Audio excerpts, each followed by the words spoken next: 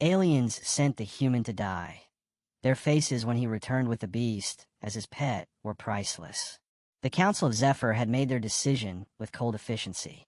The human named Marcus was a problem, a stowaway on their research vessel who had contaminated their data systems and disrupted their operations. Execution was the logical solution, but they had something more elegant in mind. They sent him to Krell Prime. Krell Prime was a planet designated as unsuitable for sustained biological life. Its surface was ruled by the Vrask, massive creatures that stood 3 stories tall, possessed armor-like skin impervious to conventional weapons, and had a documented kill rate of 100% against anything that entered their territory. No creature had ever survived an encounter with the Vrask. The aliens were certain Marcus wouldn't be different. They gave him a basic suit, minimal supplies, and a communication device they claimed might work if he somehow survived long enough to need it. They dropped him on the planet's surface with barely concealed satisfaction. Marcus had exactly 4 hours before the Vrask noticed him. He didn't run. That seemed counterintuitive to survival. Instead, he sat down on a rock and started talking. Well, he said to the barren landscape, if I'm going to die, I might as well get acquainted with the place. Beautiful terrain, really. Very hospitable if you ignore the predators and the toxic atmosphere and the... That's when he saw it. The Vrask emerged from behind a ridge of crystalline rock, all 3 stories of terrifying evolutionary perfection.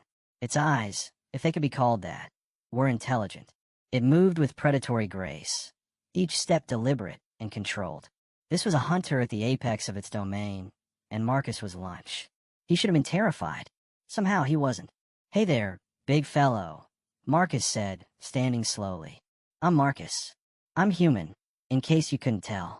Also, I'm probably about to die, but I wanted to introduce myself first. Seems polite.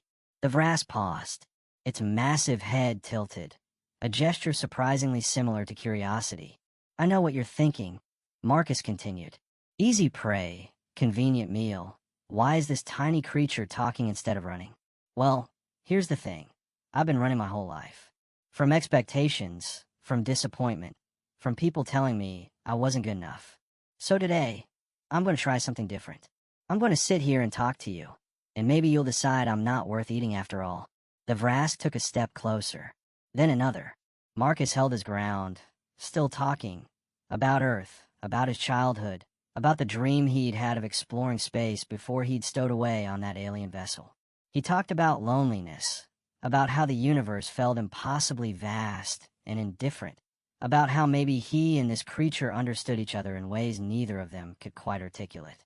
He was rambling now, possibly delirious, definitely accepting his fate. The Vrask lowered its massive head until it was level with Marcus's face. He could feel the heat radiating from its body, could see himself reflected in its eyes. This was it, the end. Instead, the creature made a sound, a low, resonant vibration that seemed to come from the depths of the planet itself. It wasn't hostile. It sounded almost gentle. The Vrask lay down. Marcus blinked. The creature curled around him, using its body as shelter from the harsh winds that had begun to pick up. It was warm, comfortable, almost affectionate. Okay, Marcus whispered. That's new. For 3 days, they stayed together.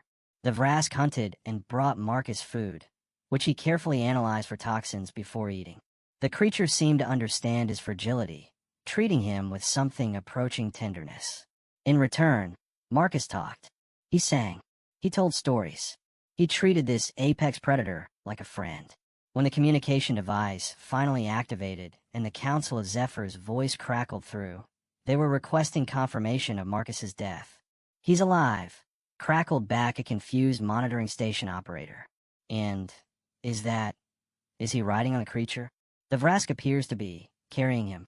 Marcus appeared on the screen, sitting comfortably on the Vrask's back, the massive creature's head tilted in what could only be described as contentment.